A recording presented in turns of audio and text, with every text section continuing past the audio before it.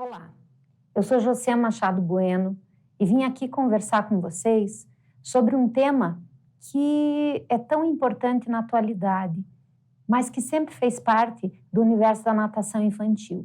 Por que a adaptação ao meio líquido é tão importante? Quando a gente começa a falar sobre esse tema, existem várias vertentes e o que eu vou trazer para vocês vai estar associado ao desenvolvimento infantil dentro do eixo psicomotor.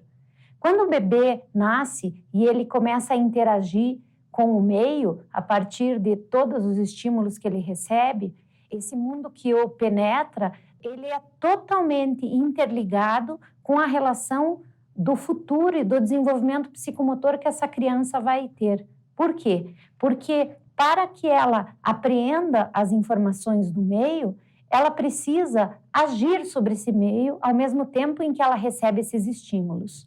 Esse mundo que nos penetra através dos nossos sentidos, ele vai nos trazendo as informações do meio, dos objetos, e a partir dessa ação que o bebê e depois a criança começa a interagir com todos esses estímulos que vão trazendo o interesse pelo mundo, essa criança vai construindo sua personalidade, mas ao mesmo tempo, da ação, ela vai transformando isso numa ação lógica, pensada, onde ela vai construindo imagens na sua cabeça e vai coordenando isso e transformando em novas ações que vão se transformar em atitudes. Tudo isso acaba passando por onde? Pelo corpo. É através dessa relação, desse corpo em movimento, na relação com o espaço, com o tempo, que essa criança vai organizando através dos sentidos e vai construindo a consciência de si. Por que eu falo disso se eu estou falando do meio líquido? Justamente porque o meio líquido é um desses meios que promove de forma especial, justamente por ser um meio que não é o comum a ele, essas possibilidades. Quando um professor de natação utiliza desse meio para promover o desenvolvimento dessa criança, ele vem com seus objetivos e busca o melhor para desenvolver. Mas será que o melhor para o professor é o melhor para essa criança?